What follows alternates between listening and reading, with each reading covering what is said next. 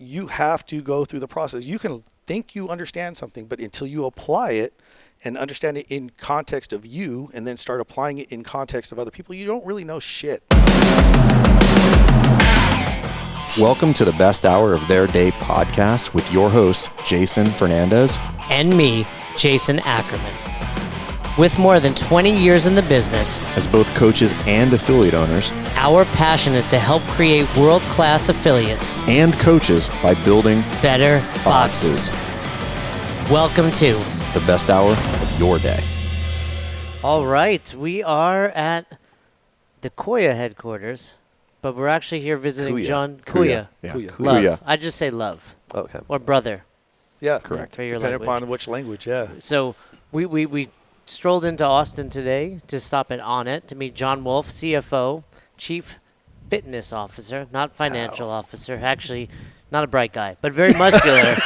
Very muscular. They didn't bring me here for my brains. Those biceps, though, tell a different story. And you brought us next door, so we happen to be recording here at kind of a recovery place. Gunter will talk a little more about that, but we came into Austin to check out Onnit. This has been pretty awesome. First of all, we started with some smoothies, some coffee, some Alpha Brain, a little. So our brains are. If we sound smarter today, I don't expect that of you, Fern. You shouldn't. But for me, keep the expectations but low. for me, if I sound a little smarter today, it's because of the Alpha Brain. You know, we dosed you a little bit. We'll see what happens. You know, give it another 15 minutes. The rest should kick in. Yeah. But a lot of CrossFitters in general have heard of Onnit these days. You got people like Joe Rogan and a lot of UFC and other athletes pushing it, putting it out there. We see the gorilla-style kettlebells, the mace workouts, and all the supplements. But, man, that was probably the coolest office that I've ever been to. Oh, I was like in heaven. That's awesome. How old is Onnit? So Onnit was established in 2011, but that's kind of like, when you ideate something, right. It really didn't come to fruition until later upon the launch of Alpha Brain. That's really kind of the real launch and birth of the brand itself. So you could say that, the brand really was born of the collaborative energies of our founder and former CEO, Aubrey Marcus, and the relationship he forged with Joe Rogan. Before that, Onnit served a whole bunch of different purposes. Like the vision kept on kind of changing. But, in that relationship, he asked Joe, what kind of supplementation would you be really into? And he said, well, I want a cognitive enhancement supplement. I want a nootropic. If you design something that's really effective, then let's do something cool. And that's really overnight, all of a sudden, Onnit was real. I've been using it for a couple of years. I don't think anybody thinks I'm smarter. You might want to edit this out because it's not keeps working. you from being in the negative category. So it keeps degradation from happening. Got it. Okay, so just hold a flat line. It's like decrepitude. It's preventing decrepitude. But we got a new version. I got to try to see what's up with that. Maybe we'll get you above your new baseline. That's what it is. Double the dose. Double the dose. It's similar in the CrossFit world in that it started in 2001. But if you ask the average person, they'd be like, it started in 2011. Sure. Because, that was the kind of the pinnacle of the games and all that stuff. But really, like any successful company or any successful person for that matter, it's not an overnight success. It's an overnight success 20 years in the making. Yeah, definitely. It's funny because, my roots, what got me to Onnit, I was saying I was based in Salinas, California. The games, Salinas, California, Prunedale, Aromas, where the ranch was. Yeah. San Jose-ish area then, right? It's more Monterey. Monterey? Yeah. So if you ever were at the Aromas Ranch, you got that big red barn on the freeway there on the way to San Jose. And so, it was right down the road. And it was funny because even Dave's brother was running a box. Kenny. Yeah. Kenny and I can't remember his name. Now that you mention it, you do look a little bit. I was literally just going to say Kenny. that. You have you look kind it's of like like Asian. Kenny? I'm not allowed to say those. Am I allowed to say Asian? Yeah. Did I get canceled? Yeah. No, I won't cancel you. Yeah. All right. We have people that hate us, so I'm trying to cancel me. I'm actually all right. So just to make sure I'm actually a quarter Japanese, so you can say that's accurate. Yeah, accurate. What's the other 3/4? I'm half Mexican and a quarter English. You can't say Mexican though, can you? It's a country, I think. Okay. Yeah. Okay. Just kidding. I believe I can. I'm really confused about what's okay and what's Nobody not does. okay. Put him these back days. into the PR training. Listen, we got to call HR. Diversity Katie. Day at Katie, Best fine. Hour. He is skipped the happening. PR training, I think. Yeah. We know not what we do. You know what I'm saying? You got to absolve us of some of the responsibility. Things are changing so fast. It's always fun when you meet somebody to be like, this is somebody I can talk normally to. Well, and you were immediately, yes, we are the same, we're nearly similar the same height, you similar know? height. But Yeah, he was referring to I can see into your eyes without looking up. you got to be careful these days. But yeah, but you mentioned, Fern and I have been to Aromas, twice, 3 times? 3 or 4 times, yeah. Yeah, we judged there. We did our trainer summit there. So what were you saying? What impact did that have on you when you had your gym in Salinas? Well, it's just really interesting, to my path, even though I really didn't come up in CrossFit, it was in the same neighborhood of where, one of the biggest movements of that time was born in Santa Cruz, just down the road, really on the other side of, if you're on the tip of Monterey Peninsula, you look across the water and you see Santa Cruz if there's not a lot of fog, right? And so, not to say this has reached that level of influence, but it's just really cool to kind of feel like that area, much like Austin right now or Boulder, was an area that was fertile of ideas that were, were planted and actually sprouted in any way, shape, or form, and so it was just when I got introduced to CrossFit through some like roommates that were like, hey, check this out, and it was like, oh wow, and then I saw just it blow up. In Monterey, because of the military community too, there was a lot of CrossFit going on with that. This guy Jacob that was really big into weightlifting and had this competitive weightlifting group in the CrossFit box in Monterey, or a couple of the more successful CrossFit owners in Salinas. One of them also on the education team. He moved out here to Texas, I believe, again. Yeah, there's some big name boxes. I mean, when you say CrossFit Monterey, CrossFit Salinas, and for the record, the listeners, it's a different Salinas than Eric Rose's. His is in Boulder. Because his box, is the owner of CrossFit owns a box called CrossFit Salinas. Oh, wow. In Boulder, Boulder, Colorado. So different box, but I remember back in the day seeing those names. And in 2007 when I opened, most of the boxes were on the West Coast. They were just starting to expand to that East Coast. So those names are familiar to me. Yeah, I think it's really interesting how what you were building, which was so unique, and I want to expand on that, was happening at the exact same time as CrossFit was being born in the exact same region. And these two parallel, I mean, I wouldn't try to compare CrossFit to what you guys are doing, but I think equally as impactful and important in the overall fitness spectrum, because there's a lot of, I think, shared principles and ideas. And yet you utilize completely different methods in many ways, and it's just fascinating to understand that those both start at the same place at the same time, because you brought that to Onnit. Yeah, it's funny. You said 2001. That was really when I found some of the earlier opportunities to integrate some of these unconventional methods. Like kettlebell training was still really novel at the time, but kettlebell training, club swinging, some of the more esoteric joint mobility practices that tie to martial arts, historical martial arts practices.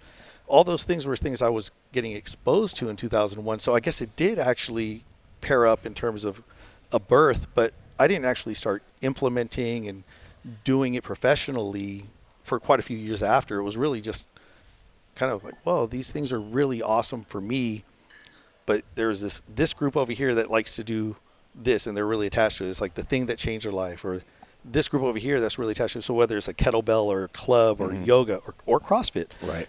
And so then the attachment to saying like, well, everybody needs the thing that I benefited from in the way that I benefited from it, right? So then it was just realistically, as time went on, kind of just playing with that idea, exposing lots of people to those ideas for free in my garage or at the park, or shit, I had a kettlebell at my desk while I was a mortgage broker, or like I was working with the autistic kids at the school we were talking about, and they're like, how are you like carrying this big kid on your back and running all over the place? I was like, oh, I got my kettlebell in my car, I'm training between your lunch break. But it's funny, even though there's that parallel timeline, that it was just like, obviously, CrossFit has done some amazing things, and I would be really like ignorant to not admit that there are a lot of learnings that came from just observation, right? And so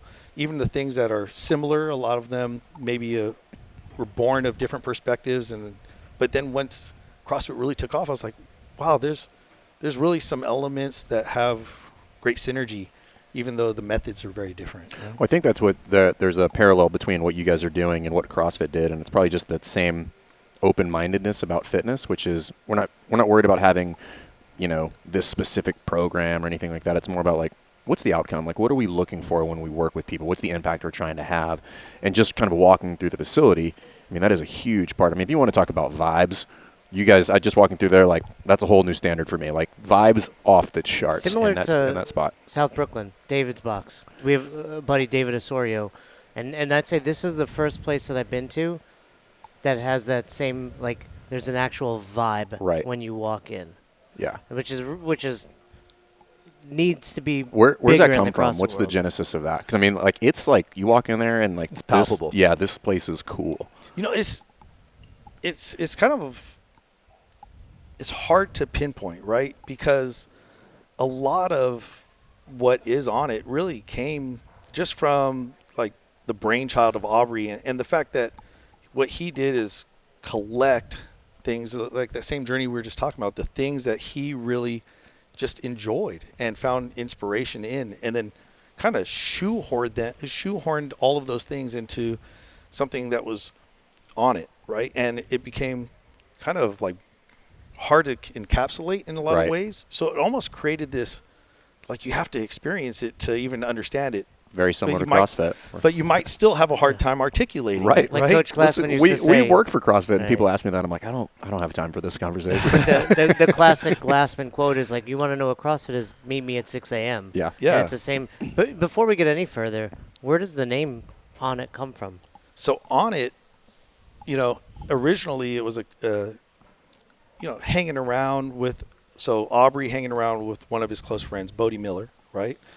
A very high-level athlete. They used to like to party a lot, and Bodie has a reputation for that too, right? But also compete at a very high level. And so Aubrey's a very athletic guy, loves basketball, hanging out with Bodie, one of the best athletes at what he does in the world.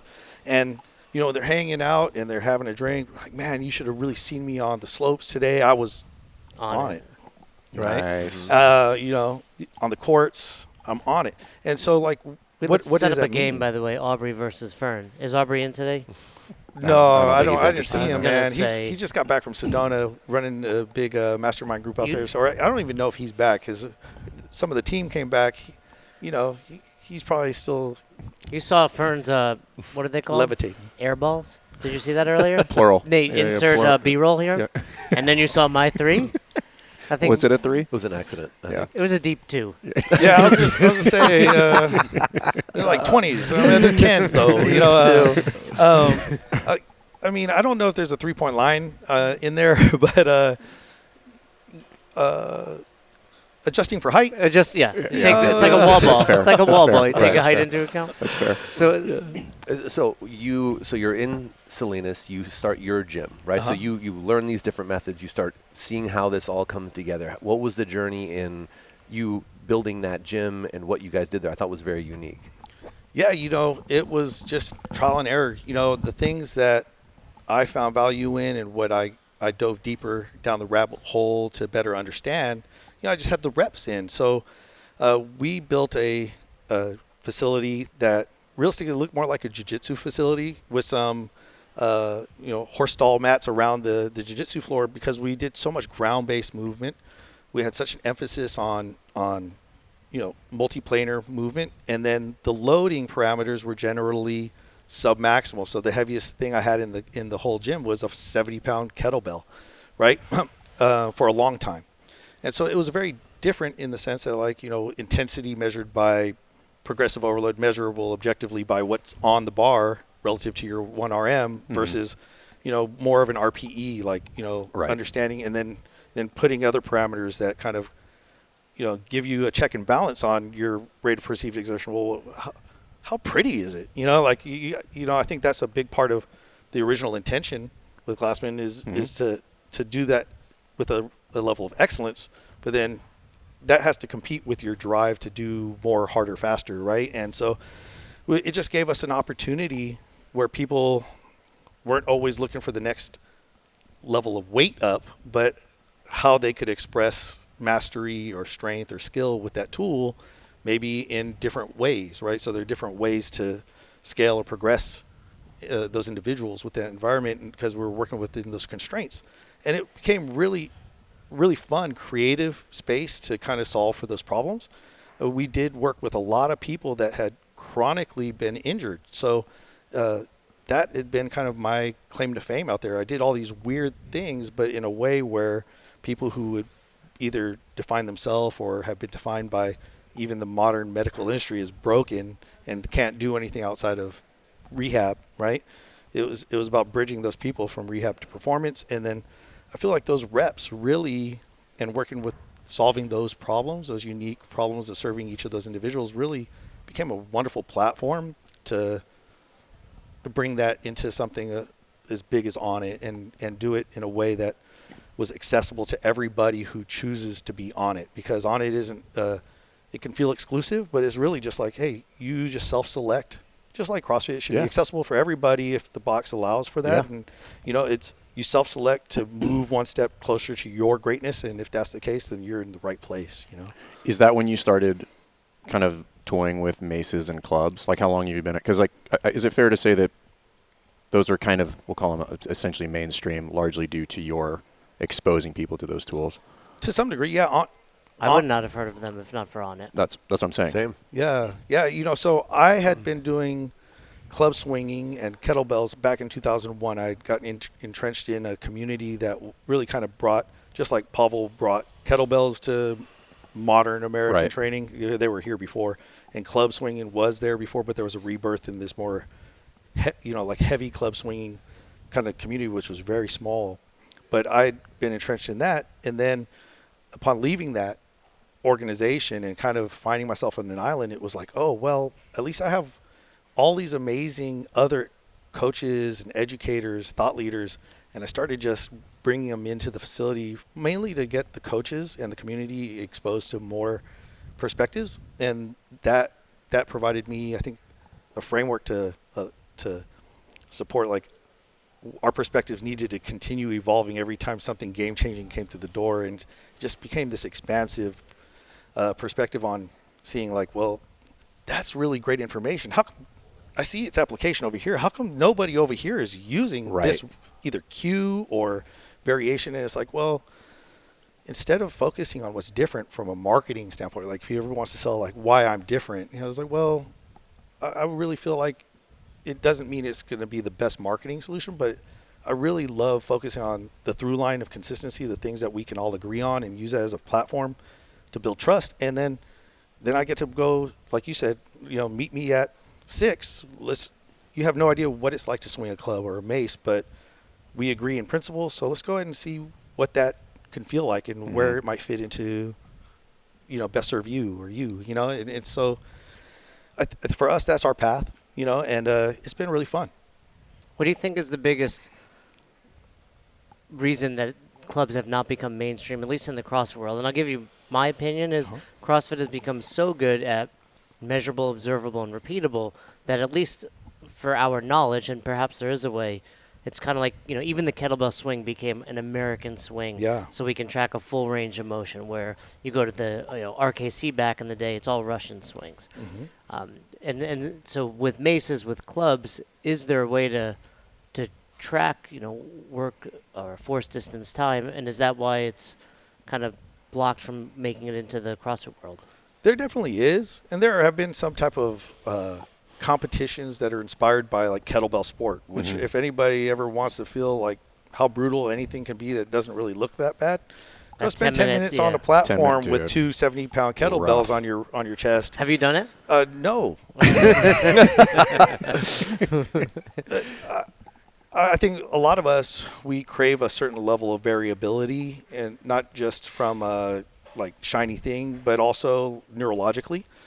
So it just doesn't speak to me, but I have a profound amount of respect for people that endure it or choose to. It's kind of like people like that want to sport. run a century. Right. Like, have I ridden? Hell no. I have zero interest But you in can doing appreciate it. But I can appreciate it. Yeah, I've seen what those people's feet look like after they're No done. toenails. They look like Fern's feet. Yeah, Goggins much. posts pictures of it all the time, man. You gotta harden. You gotta harden up. Lose my appetite. Yeah. So, because I do believe if you walked into a CrossFit affiliate these days and they had a wall like yours in there with maces and clubs and some of the other awesome equipment, that's a tremendous advantage over the box down the road, an opportunity to do some one-on-one or smaller group training where you can charge more, but also an opportunity kind of like the GHD. Like Fern and I tell people, like, you don't need a GHD at your box, and if you do, maybe one or two for warm-up, cool-down accessory work, you can apply the same principles to this equipment.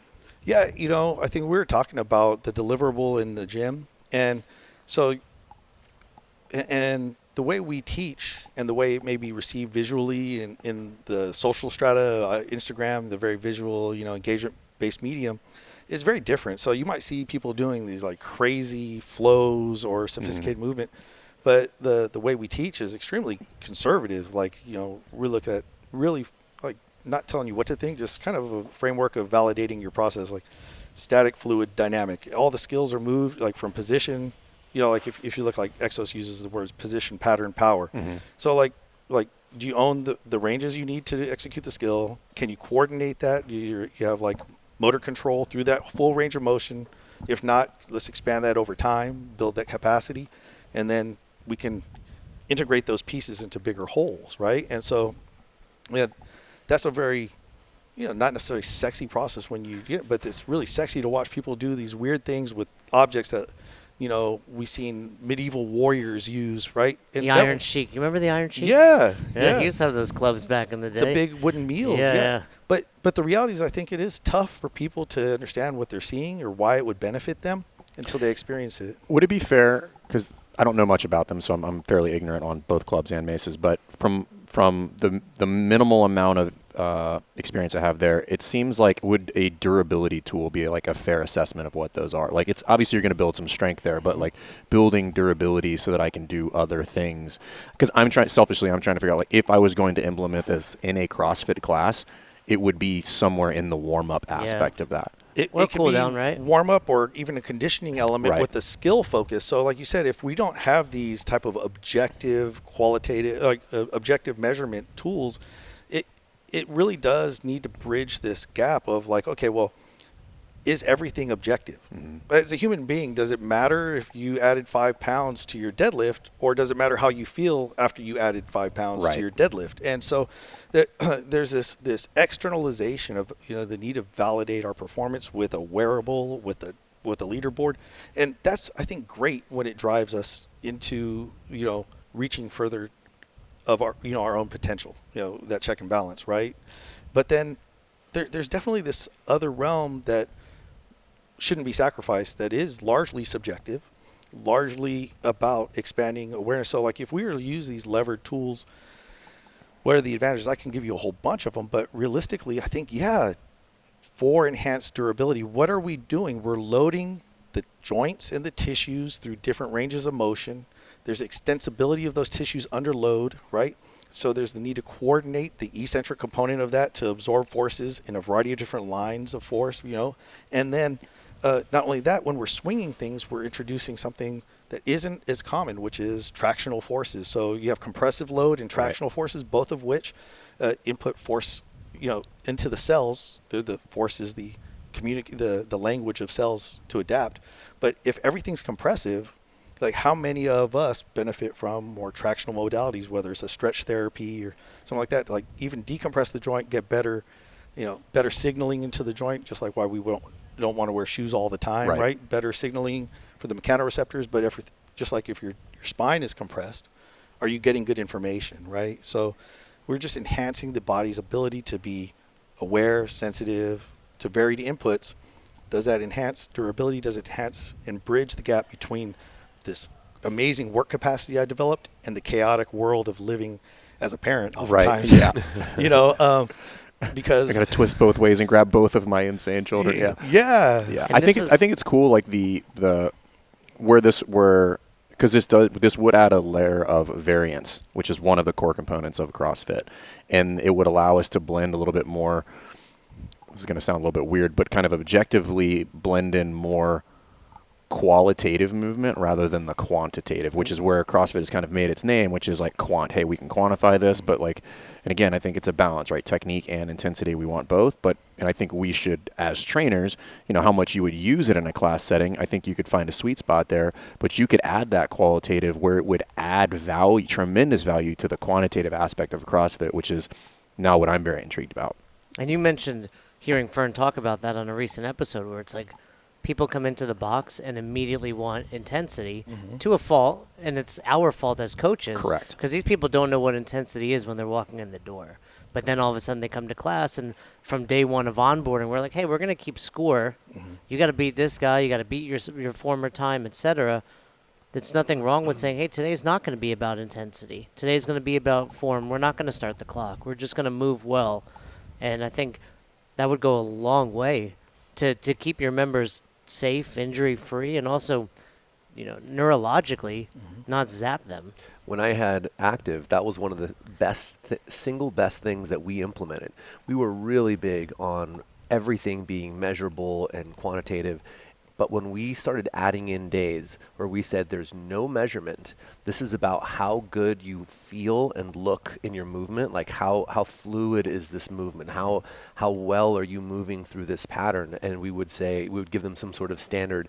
You need to be able to hold this conversation, or you're able to fluidly continue moving your body weight constantly. That it created for one, it took a lot of the pressure off the system, and it filled in a lot of the gaps that I found I was blind to before we started doing this. That really actually helped with injury prevention. It helped with taking some of the stress out of it. Like some clients would come in, and when we said like, oh, today is not going to, oh, phew, like I'm so glad we're not measuring today. And it's like, oh, right. This is something people actually were really craving and hadn't vocalized. And for us as coaches to shift gears from that, like every day was this measurable thing, to today is just going to be about feeling good and moving well, was extremely powerful, and something that actually created, like I said, got us a lot of really positive feedback from our community, which we thought, because we were a traditional CrossFit gym, that this was not going to be received well. We're thinking about like how we're going to position this and explain like today is not going to be, and everyone's like, oh, this is wonderful. Thank God you're not, no clock. Throw on some Dave Matthews, light some candles, burn some incense. That's right. We started connecting ketamine, with maybe the earth. We got it going. Take your shoes off. All of a sudden, No club swinging ketamine. Okay. That's how you get easy, retention right there. Like they're addicted to I love what you, you're man. giving. Everybody hug somebody. No high fives today. Yeah. I think it is important to, we talked about this pendulum swing, right? And we're not saying to sacrifice the things that are valuable in what we've already subscribed to, right? We're just saying that there's probably something synergistic and complementary and even can amplify the effect of this, because a lot of times when you're bumping up against the adaptive threshold of that individual neurologically, mechanically, a lot of times the limiting factors have nothing to do with muscle, nothing to do with bone, not even to do with neurologically. It might be like at the joint and soft tissue level, like tendon, ligament, and joints. How much of the time and energy are we using to allocate specific training that's low threshold and it targets those tissues that's really low cost and high return, knowing that at some point in time, can anybody at this table, or you speak to any athlete that didn't find that was one of the preemptive and recurring limitations of their upper level of performance.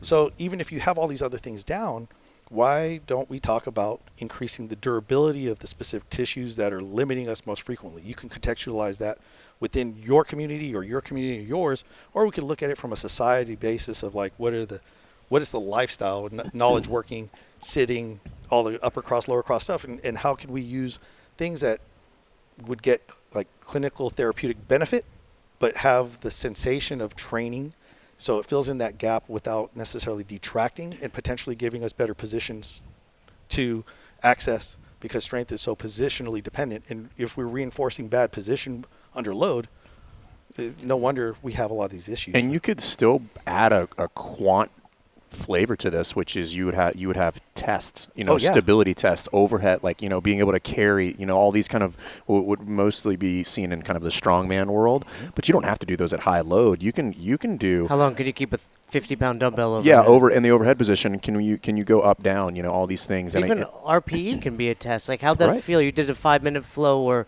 last time you said you felt great with a 7, I don't know the weights, but a 7-pound club. Today you used an 8-pound club. And I think what I'm hearing you say, I don't need to go off on a rant today. But do it. no, I don't want to do it. We're in a peaceful place. I don't want Don't this mess trip, up the vibe I here, don't want Kuya, this trip dude. to go Yeah. downhill. Yeah, we're going to get thrown out. But I've been really agitated with people disagreeing with us about our name, best hour of their day. Uh-huh. And a lot of what you're saying is what we preach. It's like all this stuff that happens in the box is the best hour of their day because it allows the other 23 to be great.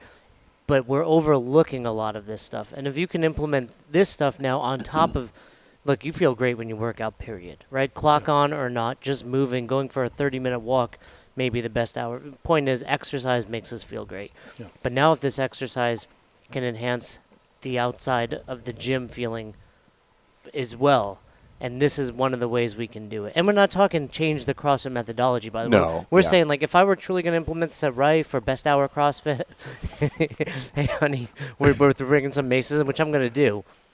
It'd be like, hey, Thursdays. Right? Thursdays in the CrossFit world is typically like a rest day or an active recovery day. Start there. Or this would be, if we were going to try to blend a couple different ideas, take the good old-fashioned one workout a day from CrossFit, which I think most people is all they need, and then if people do want a little bit more, in air quotes, this is where I think you could add some clubs and maces and give them a little bit more of that durability that will aid. And then more importantly, if we're going to call ourselves and our clients athletes, we should train like that, like athletes. If anybody who's ever played a sport, you don't scrimmage every single day. You don't roll on the mat and spar every single day. Like, there's days when there's walkthroughs or, like we're just going over technique. Mental visualization, right? We're not Right. doing that. Well, and if we're arguing the point of best hour of their day, and our job as a coach or as a gym owner is to provide that, isn't it our responsibility to make sure it's as comprehensive as possible? And that, sure, you may have a core methodology, say CrossFit, as like, hey, this is the backbone of what we do. However, my job is to help make you healthier, happier, and fitter. And so therefore, this may be the core of what I'm doing. However, I also use these other tools in here to help enhance durability, to help give your nervous system a break and or rebuild tissue and joint strength and all of that to help make sure that you continue to get the best out of your day, rather than in many cases where you really just go in, get chewed up, spit out, and you walk out feeling like crap. Where, one of the big breakthroughs I had over the last few years was workouts didn't mean beat down anymore. Yeah, right. And for a long time, that's what it meant to me, was like, it was a goal. How thrashed can I get? How much can I handle? And that's really what resulted in a whole series of You're injuries. still injured now. I'm still recovering from a lot of that stuff.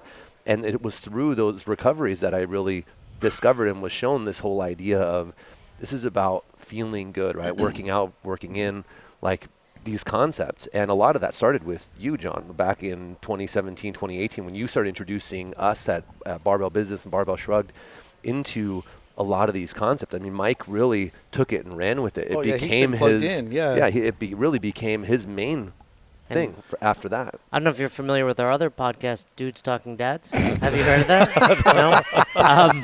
But, I mean, we're all in our 40s based on your hair color. definitely in the 40s, I assume you're yeah. in the 40s. And like you're saying, Marcus, at this day and age, it's like I want to use fitness to feel better, right? Like I'm constantly, even my Quality of parents longevity. just visited, and at 43, they were impressed of what I was doing with my daughter, like going down to the ground, picking her up, Exactly. throwing her around.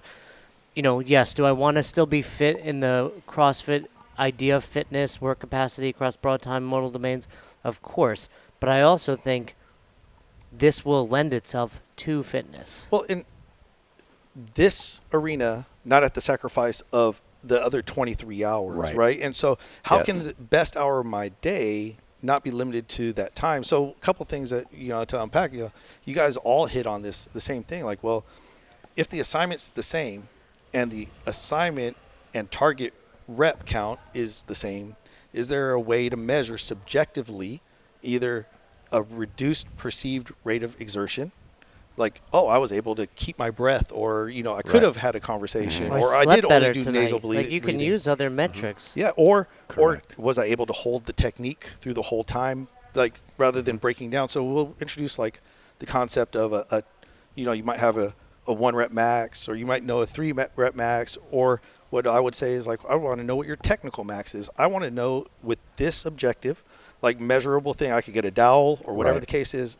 level of integration. I want to know your range of motion just with this within this constraint. And then I want to know how much load you can exert and maintain these points of performance, not sacrifice them. But that's going to be what I value more as a coach, is some type of measurable, assignable, as you said, like why American swing, so you could see if the rep finished, right? Well, I want to look at these from a longevity or, you know, mechanical efficiency standpoint, saying like, okay, well, I know you can do more, but let's also see how close to that threshold you can hold this technique or this alignment, this shape, right? Do you guys play around with measurables? Like, are you looking at heart rate, or You have the MyZone over you have there. MyZone, or are you looking at respiratory rate? Because we've tried to play around with that. The only thing that makes it challenging is everybody would have to be wearing a wearable, which can be a little bit hard to do. You could, I mean, if you wanted to integrate it, I've seen boxes have like the You 20 can. on the wall, Sure. and you You throw can, it but on, it right? is a barrier, right? If I was going Certainly. to integrate that into my training, for it to be effective across a gen pop, like you would need to have everybody. But is that something you guys have played around with? We do, and we use it not necessarily to drive how that system rewards people, because we're going back to like our guilt as coaches.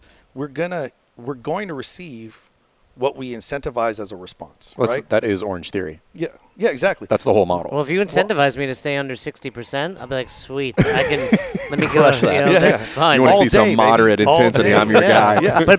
But as you know, joking aside, there's value there. There is, and 100%. and in the CrossFit world, there's this black box theory of like, we don't care what's happening inside this black box if the input is creating this Good great outputs. output, Yeah. right? And I think, you know, you kind of said like, I want to see a virtuous snatch. Like, what weight is that for you? But I would also say, if you get a member's snatch from 135 to 145 by implementing clubs and maces, because now we have better stability, or simply Yeah. because they chilled out 2 days a week, I mean, that's fitness. And Without a doubt. and too many people, we've talked about, like, do you actually want to be fitter, or are you just using training as a method to escape the world? Thank you for sharing that, because when it gets back to like this holistic whole person, we talked to Gunter about what they I have mean, we're going in this on here. place right now. Yeah. Yeah, So- I mean, I'm high right now. Just on the vibe, right? Right. You thought we had a You good vibe dosed there. me. but You come dosed on. me with something, I I think. mean, did you know? Be 'Cause I careful. like There's Fern some- right now, and this is unusual. This is unusual. Those weren't just mints. exactly. But my background, and you know, like, I think as we're talking about these things, why I'm not willing to sacrifice what my beliefs are largely come from why I found fitness. And I think a lot of people find fitness to displace negative behaviors and patterns. But I was a meth addict that was 130 pounds. And I thought to myself, when I figured out, like, okay, I was doing this out of apathy because I lost a bunch of really close loved ones. And my last one, I sat with my uncle on a couch overnight talking about his suicide efforts previously, and the fact that he acknowledged he's going to do it. And I remember getting the call at work one day, and I just knew that's what it was. After that, I just didn't care about anything, right? Much less myself. And so it took a period of time, like 2 years. Guys, we don't learn very fast sometimes, right? Not at all. Of just damaging myself to get to a point where I saw friends like break down and be like, where is my friend? Or I hadn't seen my mom for a year because I didn't want her to see me in that state. And be able to say, like, okay, I need to fix this, because I came to the realization I'm just killing myself slowly. I'm doing exactly what I'm so upset my uncle did. But I justify it saying, like, it doesn't matter, even though I know how negatively impactful it was to experience what he did. And so fast forward, yeah, fitness was this displacement tool of my addictions. And I was driven by the want to excel and push and stretch those boundaries at whatever cost, because it quieted, you know, we're talking about tinnitus and whatever, it quieted the noise in my mind and my heart, and it allowed me to measure progress in meaningful ways. And I just realized at some point in time is getting injured doing things that didn't really matter. The outcomes didn't matter except for what I assigned the value to them. And then I would injure myself, and it just negatively impacted everything, right? Because I was so attached to getting an outcome right now or an outcome that somebody else did, whatever the case was. So for me, I had to realize, okay, I had to change the contract of why it was worth doing these things and say, okay, well, I can't do these things to hide from something bad. I got to do these things to enhance my life, to out of an act of love of self, of love, of being prepared to be of greater service. And so as a coach, those are the themes that I'm implanting into the deliverables. So if I'm coaching somebody, and this is going to get a little woo, right? Do it. Let's get woo. We have the opportunity. The reason why we have so many like these big joint circles, there's awesome ways to assess how the joint function, but how you move or how you don't move. So it's really good input for me as a coach to assess where you are. How you breathe is in response to any type of stressor. I can start seeing like, okay, where are you at today versus yesterday? That's awesome. But then as we go through and we get like more varied input. So why is it varied? Because it's stimulating neurologically, it's fulfilling. Our nervous system craves variety, but how much is good and how much is too much, right? Because if we don't get a good dose response of similar stimulus, we're not going to adapt in any meaningful way to something planned or progressive, right? So then we're like, okay, what does that do? It creates a state of hyperreceptivity, of great neuroplasticity, where the brain's ready to take in a different perception, not only of the movement, but of themselves. So like if everything's like, go harder, go harder, go harder, and they're in this highly receptive state, then what does that hour do in every area of life outside of the gym, right? It's like, oh, I'm bumping up against resistance, just go harder. Just go harder. And I'm like, well, I don't know. When I'm at home and I'm bumping up against resistance, leaning in, it hasn't really netted me a good result. You know? This is a conversation I have with every new client that comes in our box, which is trying to make this idea of intensity a little bit more tangible. It's just like, listen, if we're going to talk high, the basic premise would be if there's a high, there's a medium, there's a low, which makes 70% or higher high. Just like your whoop, 70% or above is green. Right, yeah, and well. 70% is reasonable, or if you say 100% max effort, we all know that's not sustainable, right? Yeah. But everything in there is good, and going back to what you're talking about is like using, and I like to describe whatever you're doing in fitness, whether it's, CrossFit or Orange Theory or Zumba, I don't care. It should be a lever that I use to leverage other things outside the gym. It shouldn't be something that puts me down, and that's what I tell the new clients is like every day you leave here for the first 2 months probably, I want you to leave saying to yourself, I think I could have done a little bit more. Yeah. I'm not going to be able to walk today, or if I'm going to have to use my hands to get off the shitter. Well, and looking forward to the opportunity to prove that the next day. Yeah, live to train another day. But you also know what your dose response was from that day. If it was a step up from before, but you still have another step to go. You don't have to get there today. And you don't always have to go off of the cliff. You can just walk right up to it and then step back. And then, I would rather be the roadrunner than the coyote in that situation, Right. It's funny because in the CrossFit world, we talk about wearables, and we're wearing whoops. And when a CrossFit tag team back again. When a CrossFitter's recovery is green, it means it's 70%. And I would argue very few CrossFitters ever get above 90 to 100%. But when they're above 70, they're like, success. I recovered well. Well, why don't they feel that way inside the box? Like they need 100% intensity in the box, but they're proud of 70% recovery outside the box. And a lot of what we're talking, I don't want people to hear this and be like, wait, it sounds like a lot of what you're talking about is outside. We're saying the foundation starts inside the box, and as 40-year-old men, age is undefeated. And I think part of what we're all saying is we've been through it. Like we whether it was regional athletes or whether it was overcoming addiction, like our bodies have been through the ringer, and now we're coming out the other side saying we still want to be fit, we still want to be healthy, we still enjoy training hard, but there's more to it. And I think we need to get younger people to understand that earlier. Like, at 20 years old, you can do this to your body. There's very few people are going to do it like Justin Medeiros and Tia Claire and make it. They're going to be beat up in 10 years. Do we agree on that, Fern? Like any professional athlete. I mean, you worked with a lot of professional athletes. How many of them have gone to the top of their sport and come out unscathed? None. Exactly. And that's not the thing. It's not a thing. Yeah, it's not for a few $1 million a year, maybe it's worth it. I mean, our buddy Austin Malleolo, he has a broken wrist. He hurts every day, and he's now training one workout a day, right? So and he never made it to the pinnacle. I mean, he was on. I mean, we'll call the games the pinnacle. I'd You say made it to the just league. Getting there is the pinnacle. Yeah, Okay, already. Whether fine, you win fine, it or not's fine. another story. He came in but- 6th place, but pinnacle financially is what he never peaked there because it was a little premature. So if you can understand at 20 years old, I need to be doing this when I'm 30. I mean, of course, it's like It's tough Yeah. to get buy-in, right? Yeah. But I think that's the responsibility of That's their CrossFit job. as an institution that's reached so many people. It's trying to evolve, and it's tough because we've doubled down on one part of it and not necessarily seen part of the original vision is there still, but excellence means different thing when it's as long as you meet an escalation on this. It's a weird dichotomy, which is arguably you could say that like the quantification of fitness is what put CrossFit on the map. This whole thing where like we're going to make exercise a sport, and it has tremendous value. Like, I mean, that is the Without a microphone. doubt. That is the microphone of fitness that has brought weightlifting to the masses. That's bringing things like clubs and maces. By finding it as a a tangential type of training, directly adjacent to that. And I think that just really enforcing, I would just blatantly say like people don't pay attention in the technique versus intensity lecture that we give. Just like, listen, it's not all intensity, it's a blend of both. In addition, as we typically wrap up, like you need technique to maximize intensity. Yeah, you can't reach the pinnacle of your sport, whatever it would be, basketball, jiu-jitsu, race car driving, whatever, without the winners have the best technique. The end. for that specific thing. Yeah. Exactly. And obviously there's more modalities in CrossFit, but which makes it more challenging, which makes the road to get there like pretty long in order to master so many Like different an things. MMA athlete. Right. Like Yeah, he's yeah. gotten so You stand up, ground complete. game, jiu-jitsu. Yeah.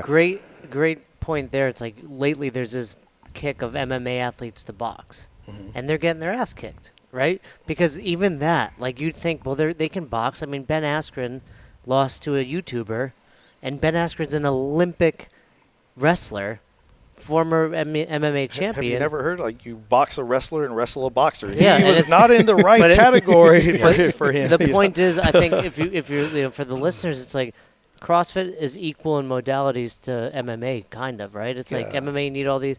Yet in CrossFit, we try to ratchet up intensity, and then you're good at nothing. Well, your skill is the container that holds your tech. Like that should hold the intensity. So like the same thing if an MMA athlete's come into the gym, I want to give him greater access to the skills he already has so that he can apply them in greater volume or intensity in his skill training. And with CrossFit, that's where it gets a little blurry because the sport and the process of conditioning the sport are the vision for the consumer is it's this one and the same, right? They're very different. It's like Totally. going back to using CrossFit as a lever, particularly for things like sport-specific athletes. And I was like, hey, there's not necessarily things that I'm going to avoid completely, but I'm definitely going to look at them very closely, like a pitcher, baseball, for I was about to instance. say a throwing athlete. A throwing particularly. athlete of any type, actually, you're right. So I don't know how much ring work we're going to be doing with an athlete. That's not my job, is to make them a good gymnast. My job is to make them a better thrower. Yeah. And it's just something to look at. And if we use that concept and then just roll it over or pancake it and say, well, I could use that same concept of like just having a little bit more awareness with training, and then maybe modulating the intensity of the training and adding in other things that would create durability so that we can have, work capacity to cross broad time and modal domains throughout our life, like we teach. Mm-hmm. Well, now we can start to get there, and we have more tools at our disposal so that we can create and continue to create not just fit people at 50 or 60, but like really durable fit people at 60. And to kind of go back, and please correct me if I'm wrong, it's been a minute since I was at the L1 lecture, but isn't the whole point of CrossFit to create healthy people, like a That's it. physically healthy and capable person in life? And so that you can apply this to whatever your life is. Yeah, that and it's not definition is about the being definition good of at health. CrossFit. You're right. It's about being good and prepared for life, Right. whatever that means for you. And our job as the coach and as the gym owner is to facilitate that. It's not to say, no, I'm going to do, you now have to meet these parameters. This is what it means to do that. And I think that's been largely misunderstood or forgotten or ignored in our space, where it's like, well, you just need to get good at CrossFit. It's like, no. Being good at CrossFit means you're using it as a tool to be good at life. I love that. And that's really the whole point. And I think that a lot of people get lost in this dogma of like, no, it needs to be just this. It's like, no, your job is health and longevity and capacity in life, and we're just using this framework to accomplish that, which it does in, I mean, almost every way. But if for you it means this or less of that, and or less intensity because of what you do outside of here, then it's my job to help make sure that that's what happens. And again, bringing in other methods, tools. Some people bring in breathing exercises and maces and completely different swim modalities in, because maybe that's an emphasis for you or a background for you. I don't think that takes away from it at all. I think it adds to it. I think that's the whole point. Well, it's different flavors. This is our center, and then our job is to fill in around it with whatever helps keep people becoming successful. Well, all of these things go back into the CrossFit lecture, and we talk about like what variance is, and variance is expanding the margins of our experience. Like, it's like, oh, cool, I'm great with a barbell. Yeah. Well, how are you with a mace? How are you with a kettlebell? How are you, like, I don't think people give kettlebells enough credit. Like, those are incredibly valuable tools, like, particularly if you dive in and really kind of nerd out on them for a little bit. Like John said, 70 was his heaviest kettlebell, and it's like, if you utilize people are getting that fit. Properly, a 70-pound kettlebell, like you were talking about traction and all this stuff, it's like equivalent to 150, 200 pounds if you're doing it right. Well, it just depends on, like, if you're just reinforcing the same movement pattern you would do with a barbell, maybe you feel it's not enough, but that isn't. Why are we limiting our perspective to that? And, like what you said, Marcus, is like, and it's the recurring theme of this conversation. I've been trying to preemptively study and listen to you guys, and I just hear it all the time, right? Like,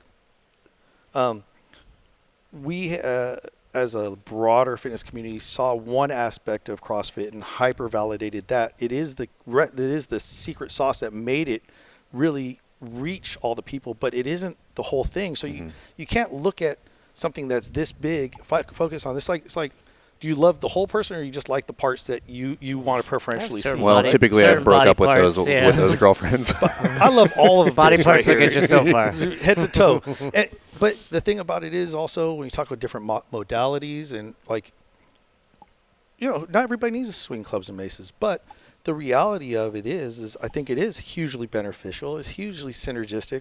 Potentially, directly, we can introduce clubs with the intention of helping something we recognize as a fault in something they value, but removing them from what they're attached to work on the thing that's limiting them, the piece, plugging that new piece back into the hole, and then seeing if there's a change, a test, retest. And I think that's a huge benefit to getting people out of the venue that they're really attached to their performance in. And I think that's really a big part of it. So when we talk about like this 1 hour being beneficial in the other 23, I look at it very much that same way. Like, how many of the life skills that are really things that we need on an everyday basis were taught in school? Very few of them. Very few. I dissected a leaf. Yeah, and so I feel like and a pig fetus at once. Fetal pig. There was a cat. And a frog. I remember that too. But I feel like we have the opportunity and the obligation, especially if we have this influence and this platform, like you guys on the CrossFit platform, me with this brand Onnit, and we have permissibility to say, like, okay, this is like the classroom where we use fitness as a way to introduce concepts and learnings and methods, not necessarily just methods of exercise, but methods of like changes in perspective, giving you different ways to problem solve creatively a movement problem that you can't just overcome with effort. Right. That you can't just overcome by trying harder. You can't just grit through. We have to introduce more varied problems so that the solutions that they have access to outside of the gym are just as varied, because if all you have is a hammer, everything looks like a nail. Everything looks like a nail. And like, if we're emulating that's the solution to everything, and this is their new classroom where they're taking, theoretically, this is a framework to support their life outside, then we're just reinforcing that one approach to all things, right? So I love being able to, create some environmental constraints where they're not rewarded with only using that one strategy. They're penalized in a lot of ways. Like, you could do 60% heart rate all day, baby. Let me see you do it. I'm there right now. but I have that effect. And something, that we've kind of been talking about is this is also the responsibility of a coach. Without a doubt. And you were telling us earlier, you have some stuff online to educate coaches. Yeah, we've been doing live seminars, iterations of what we originally called like a level 1, like you guys would have in CrossFit, and we renamed it Foundations, and it's really kind of reinforces a bunch of, pillar principles. Things like unity and diversity. When we're talking about CrossFit and us, from the outside, it's very different. I'm like, no. Just like you said, if I can introduce clubs in a way that it helps your snatch, why would that be anything other than complementary? So being able to see how different things actually can amplify the effect of the things that we value most, or search for truth. So many of the conversations we might have in the fitness space, especially online, if you let people do the armchair thing, right? And you guys probably experience this. Stay off those forums. Yeah. It's like search for truth doesn't mean search for the truth. It means have some genuine curiosity and don't act like you know something you don't know. All this stuff about research-based negates the reality of phenomenology. Like, you have to go through the process. You can think you understand something, but until you apply it and understand it in context of you and then start applying it in context of other people, you don't really know shit. Like, oh, I got this. Oh, really? Show me. Until you're like, knowing is doing, right? And then to do, you have to be able to be at the variance, that outer edge of your current understanding. You have to be willing to stretch that to some degree. You then can deduce whether or not that thing on the perimeter has value in your core, right? But if you're so rigid, you're really, like, there's a lot of awesome things. Why are we so busy negating the value of things that we don't understand, right? So these are just 2 of our pillar principles. There's a bunch of them. And those are the kind of the strategies we use to ask questions to either validate or invalidate in context what we're doing, right? And so that core education kind of introduces mobility practices, fundamental body weight patterning, using ground-based movement and closed chain movement on the ground to amplify awareness and rotational restrictions or capacity activations, isometrics. And then we use things for regressive or progressive movement, like suspension training, introducing sandbag as a dynamic variable load. That's pretty safe. You drop a bar on your head, it hurts. You drop a sandbag on your head, you might have a little kink in the neck, but you're going to be okay. Great tool, too. That box is cheap. Yeah. Cheap. I've got a bunch. Yeah. I mean, you have a beach down That's the road. true, Where you fill them we're up, right? not stealing the sand from the beach. And, just so the city knows. Just so the city knows. And that's something CrossFit has used. Yeah. I mean, 2008, whatever year Sandbags, we were talking about with Jeremy the other day. Yeah, it's the sandbag sprint was the first kind of an introduction of that, and obviously that was a little bit different. But that was like just carrying a load, just straight locomotive just to the top. But the with regard to all of that, I kind of want to ask you about your role as the CFO here, and because we were talking earlier. And I balanced the books, bro. Yeah, no, he sits back there with the nerds. Yeah, because we were talking about, like, one of your passions is the leadership aspect of it, and I think like hearing your story, it very much makes sense. But how, and one of the things a lot of, myself included, box owners struggle with is a lot of their inability to grow their box is what I would classify as a leadership deficiency. They're incapable or unwilling to lead, and I think a lot of it has to do with kind of what we're talking about now is like not open to ideas, not open to discussions, not being willing to have a coach challenge you on an idea that you are dogmatic about with regard to programming or how the box should be run or what you should do to intake your athletes. What's been your biggest challenge? Because I mean, this is a massive kind of team that you're running here, and you guys and you have a significant amount of impact on all of those people to make sure that message and that mindset and that culture gets dispersed downstream from you. It's tough, man. We had different ideas about this originally, but the current evolution is reinforcing some of the other things I heard you talk about, like one community, right? So like it's really hard when you go in and there's so many different paths without a core central theme, right? And so we have in the gym, what we did is we kind of made sure now we have this qualifying factor, like you heard like legacy, that book it talked about like the All Blacks. All Blacks, yeah, that's great. Everyone sweeps the shed, right?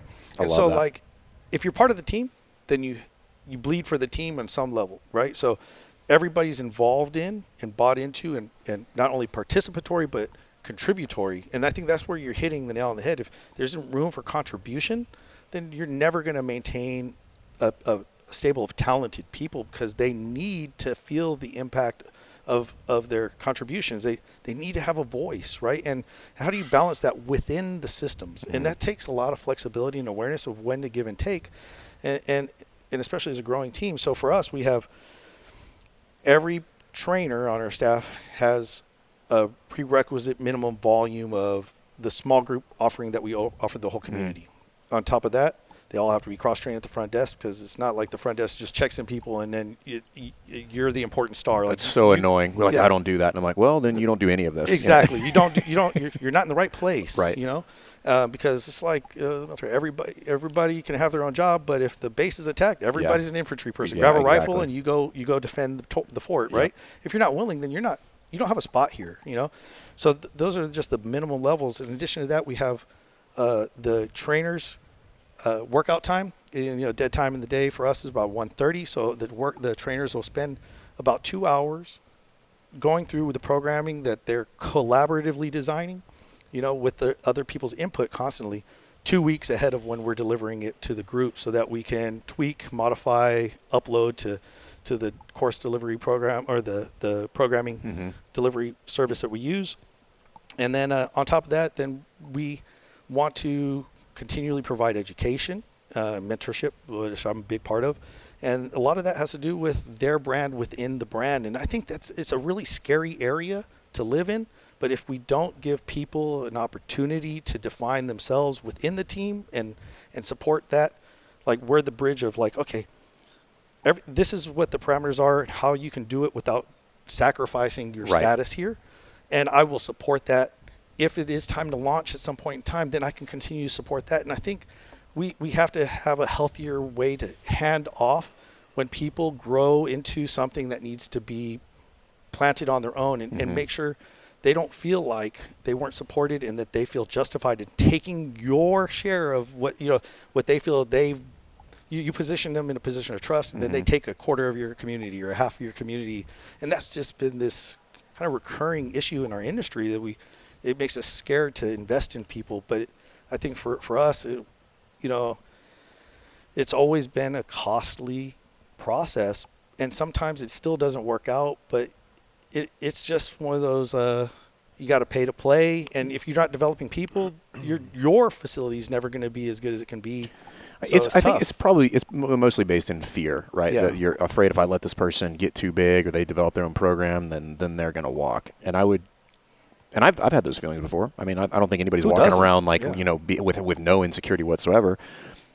But I've tried to do a lot of work to say, okay, well, what if we could prop them up, and then that brings in more? And then if we can part ways, number one, let's do it amicably so that we can still have a relationship down the road. Yes. And then if like Onnit is, I'm pretty sure, which is now becomes a launch pad for a lot of people, there's just a ton of people waiting to fill the spot. It's not a problem anymore. It's not like, well, I don't have a trainer anymore. And they're like, no, I've got like a half a dozen folks who are also awesome, who are just waiting for that opportunity because they see this as a launch pad, or they stay there forever. But it's good for both parties. And Marcus and we talk about it all the time. Is like, instead of thinking of it as like a win-loss, like what would make this a win-win for everybody? Create awesome trainers, create an awesome business, they give an awesome product to the clients. Well, I don't really know what else you would ask for outside of that. Well, you said leadership. I'm sorry. Leadership, I think, is measured historically by how many followers someone has. That's the way that a lot of people internalize that. But I think, just knowing Marcus and through his evolutions and what we're saying is real leadership doesn't produce more followers. It produces leaders. And if you're afraid of that, then you're never going to manifest your potential as a leader. It's the Bill Parcells effect. Exactly. The number of head coaches that have come out in the NFL from Bill Parcells is nuts. And you have to celebrate that when it happens. It can be painful, but you have to be a big enough, confident enough that it's your responsibility to keep your ship intact and to celebrate when somebody had been of service long enough that it's their time to go and do something meaningful that's truer to them. Who did we see at the gym that you guys were like, oh, is this person here? Primal Soldier. He's not an Onnit employee in the per se. He's his own brand, but the same thing has happened. Where is he at? He's at the Onnit gym. Why? Because his stars and ours are aligned, and we've been able to maintain that relationship. Juan, who we talked about, is been there before Onnit really was even Onnit, and he's served in so many capacities. He's built his own personal brand, and he navigates those two realities. Like, he doesn't absolve him of his responsibilities, but so long as those responsibilities are met, then there's a harmonious reality where he's drawing more attention to what we do collaboratively. And the outcome is that you end up, because you are creating leaders, you, aka A players, you attract more A players because you create the environment that is attractive to them, and like you said, they can recognize as a potential springboard to move them forward. Which, if as a business owner, my goal is to deliver the best product and experience possible, it's going to be by having the best staff possible, right? In this game, the coaches are the product. No one cares about the fancy paint and the barbells or what kind of flooring you have as much as how they feel, as a person leaving. How many successful gyms are there that look like shit because of the coaching, right? And this is something we've talked about in our community so many times, but in order for that to grow and your impact to grow, you are going to want some help, right? And the best way to do it, you really exemplify, because you've done exactly that. You guys are a hit machine at Onnit in multiple ways, but from the fitness standpoint, John, I got to give you credit, man. You've absolutely killed it in that regard, because you have cultivated winner after winner on a variety of different levels, people who move on to leadership. And it just speaks to who you are and the type of person that you show up as every day. Thank you, man. But I have to be honest, and I want to say something to qualify that. I really am proud of the fact that so many people who've been on the journey with me in any capacity, almost to a fault, most of them are in leadership roles in small or larger ways in other even competitive institutions and things like that. So I think that's really good. But so much of it has been at the loss of these relationships, and I've learned through the process that the dynamic is about boundaries, like any good relationship, establishing those boundaries, but having this room, and it takes a lot of learning to navigate that. So if people are trying to figure out where that tipping point is of supporting and not expecting in return, there's definitely a need to balance those things, and don't look at them as just your responsibility as a professional or as a business owner, but it is a reflection of how we show up to maintain all other relationships too. They have to be defined well as what the contracts are, and the contracts can change. But I have some of the biggest pain is that some of the people felt injured in the transition of that exit, and they are who I always saw them to be, the superstars that they were.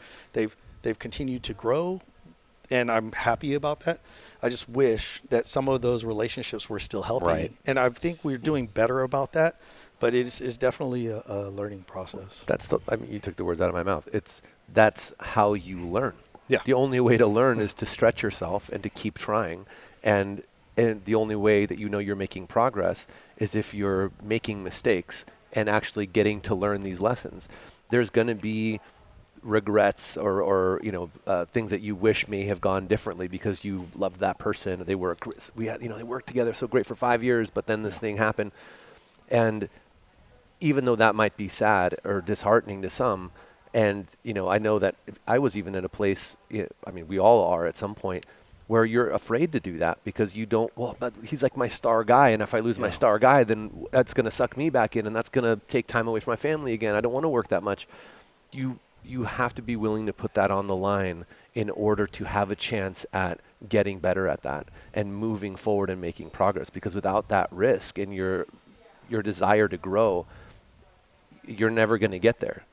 Yeah, it's funny when we're talking about that. There's a full circle moment here for me as you're talking about that there's this difference between the qualitative and the quantitative. So as a business owner, you're going to be managing those quantitative metrics like CFO. Yeah, exactly. You know, or what's my net profit? You know, Right. you sold your gyms and you didn't even know. You know what I'm saying? But it's okay because you had an intuitive sense. You were able to navigate that. It I isn't like how he discount. did his research. Did you read my book? Did you read my book? I'm doing my research. autograph Give Still him a a You got it? doorstop. You have a book. but if all you're Hardcover. doing Coming in is, hardcover soon. if all you're doing is that could be a good validating component of the impact you have on a community because people stick around. They're voting with their dollars. But the reality is, you know, what is that the only product and is that the only measure? And I think that the integrity of like your investment in people and for their benefit, not just for the benefit of the machine, it brings that qualitative component back in that we're talking about, balancing these two things. And that balance is not like we talk about, like, you be married, father, you know, business owner. It's like sometimes you're 65% heavy in an area that isn't necessarily the most important, but it's what needs to be done now, so that you can be 100% for maybe a shorter period of time when you're with your family and not be. So balance isn't this. It is the dynamic reality of seeing things in a macro and seeing that there is a need sometimes to double down on the systems and the mechanical components of business. And there is a lot of time and a lot of worth in doubling, tripling, quadrupling down in the development of the people that you rely on.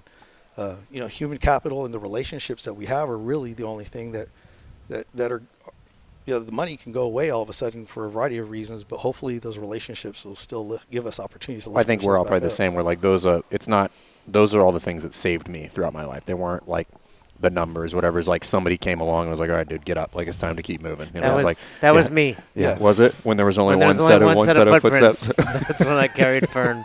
Yeah, you only need one person to show up at the right time, right? Right, And that's it. It's usually not the person you think of either, but if Yeah, you're, he wasn't expecting this short little Jewish guy to take him to the next level of his life. he's like, you're stronger than you look. I didn't know you could lift me. You know? You're taller than you look. And No, but you guys, that's the thing is like, I did a little bit of research, like you said. I read my book. Yeah, You but can say it. You've been on it now, selling best hour of their day on their website. and anybody who walks the path with this gentleman gets the benefit of the doubt for me because of the relationship that we've built. This guy? This guy. Really? This guy. Yeah. Interesting. And so, Interesting. but like, Very suspicious. just the vibe you guys put out, you know, I think it is a stretch for a lot of the people within the community to hear what you're saying as what you're actually saying, because, you know, it's just easy for them. They're all in. They're like pot committed on just part of the whole, you know. And I really appreciated your guys' message in the limited amount I've been able to receive it. So I just want to say, you know, thank you for coming out here and spending some time, because Dude, it's like, been amazing. you guys I'm like, when are you coming back? Can we do this again? Tomorrow. Yeah, I mean, Let's go float. I don't know what's in that alpha brain, but I will be back multiple times today. You know, and lastly, just to tie it back into CrossFit, in about 2009-10, a few of my coaches had left to open their own affiliates, and I was really angry about it. Yeah.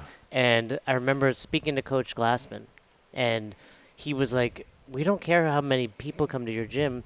We actually track your success by how many of your coaches are leaving and opening their own affiliate.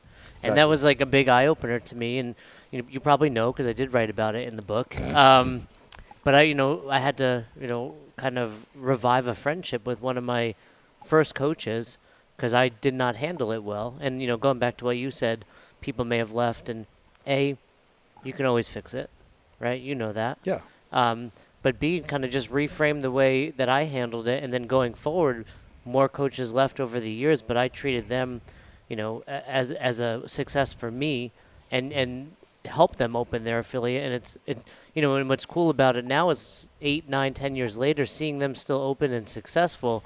Yeah. Even though there's no money coming into my pocket, it's not all about that, right? It's seeing them successful, seeing them live lives that I'm like, wow, if I hadn't opened Albany CrossFit, they, just like if Coach Glassman hadn't started CrossFit, like I wouldn't have gotten to where I was, and now helping other people get to, their pinnacle, and helping them become the person they should be is really, that's what life is all about. We stand on the shoulders Maybe of the giants, they say, right? yeah, maybe the ketamine talking. It's fully in. I'm fully kicked in right now, but Koya, It's all love, baby. So, John, You guys as Onnit have gone through a big evolution from running these seminars and these programs a lot in person, and I know there's a big transition that you guys are excited about with a lot of these things now being available not just in person but for people online. What all you guys have in the works? Yeah, so for 7 years, I was delivering a series of these seminars. We had the foundation seminar, our durability restorative seminar, and a bunch of tool-specific seminars. We're really, with everything going on, we went digital heavy. So right now, we just launched our core foundations certification course. It kind of touches a bunch of those modalities all at once, and seeing kind of what we're talking about, how those things can complement each other. Like, do this and then do this one. You're like, oh, actually, I did the club variation, came back to body weight and made it better. That's weird. Right. Is it? Yeah. Nope. So, but bringing that awareness. And so that course is, self-paced, and it's got a lot of intentional experiential components to it, and like reflective components.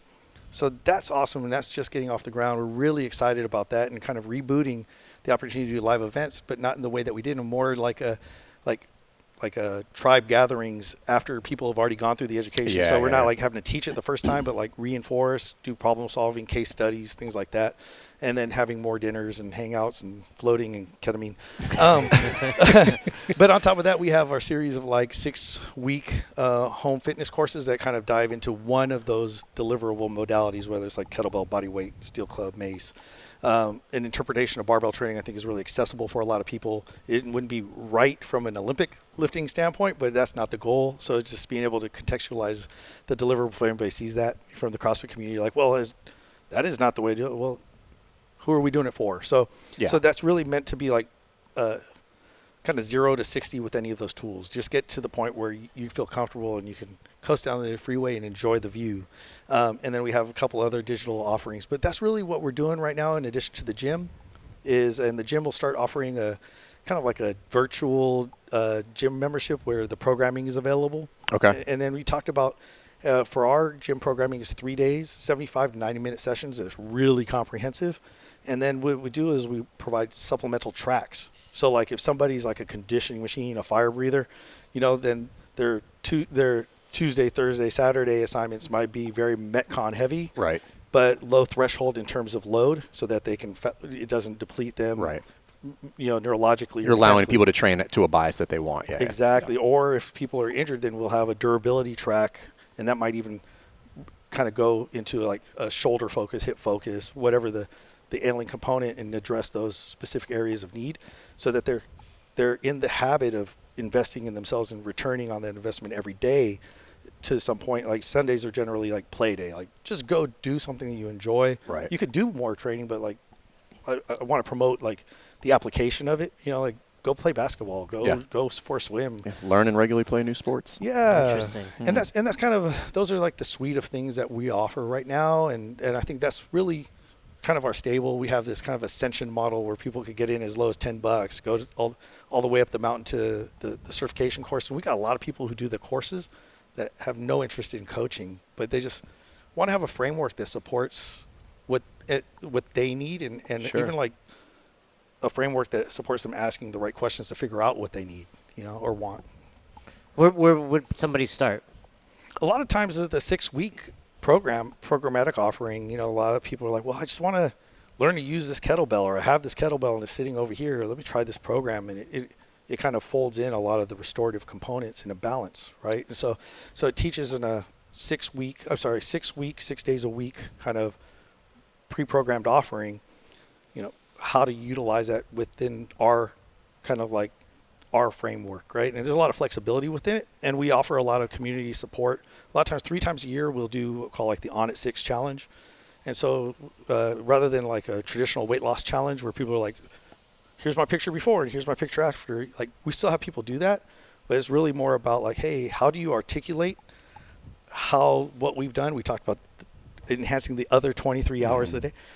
How is it that you can articulate the difference that all of these complementary experiences and even the mindset components affected how you perceive yourself, how other people in your home receive you, and that you can be of service? And how does that cascade out from there into your community? Are Because, it's amazing. I know all of our members or friends have seen this where they don't see themselves as a leader. They're in action, and all of a sudden people are asking them how to get on the path, And so I would really, just as you said, and as you said, Jason, is like I want people to see themselves as leaders, and they need a framework to even see that. So like when they're in action, that's one of our pillar principles, action is leadership, then you're already leading, even if you're just leading your self-leadership. But it's amazing when people take the time to realize, like, my family started eating healthier. My kids are wanting to work out with me. My kid knows who John Wolf is or whatever. It's funny. That was like, man, I remember this little girl was like, John Wolf's always telling everybody what to do. How come he doesn't do the workout? So I did a live, and I did the workout, and I was talking the whole time between sets, huffing and puffing. But it was an imam, and it was we'll do it like the variation of imam that I'm talking about, so you guys could feel it is a little different. But I think that little girl, she was like 9. She got such a kick out of it because it was dedicated to her. Like, oh, you called me out. I have to do it. I have to do Let's go, little girl. Yeah. For the record, I only like to compete against little girls too. I mean, I think she was in gymnastics. I think she probably could have kicked my ass. Do you have a 6-week club one on there? Yeah. Still I'm going to do that. I want to do that. I want to learn a little more about the clubs and put it out there to the people that check us out also, because if they see that we do it and make improvements in our CrossFit, I think that'll motivate them to check it out. And I'll tell you, just having seen John, how he does his thing and what he does, and these courses or these seminars, the programs are badass. Oh, that's like you the way leading he it? the way that he teaches everything See is John more. top shelf. I mean, I might use it outside of the workouts too, John. If you know what hey. Can I see it on my iPad? You can. All right, honey. Why are you bringing your iPad into the bedroom? Go watch Madison, baby. Go watch Madison. I mean, I'll be flattered. What can I say? In this day and age, not even mad. Spank bank for John. Well, just professionally, personally, you've been just an amazing host, like letting us come in your house and see all this stuff. And it's inspiring, man, like walking around the offices back there, the gym and everything. I'm going to go back and basically burn my gym to the ground and build it over and try to be like, replicate that. But, dude, this has been amazing. Onnit East. Yeah. So, but no, it's this is the cool part about what we get to do. And then the even cooler part of that is get to share it with everybody else. It's so that ripple goes further, So thank you. Thank you. Yeah, I'd love to, bridge the gap between what we do and the greater CrossFit community. So, I know everybody's in different phases of or sees themselves in different ways within the CrossFit community. So if you or anybody else is open to it, just know, as a brand, as a company, as an institution, as a gym, and me, like, we're all open and receptive to whenever you want to show up and play, I love it. And you said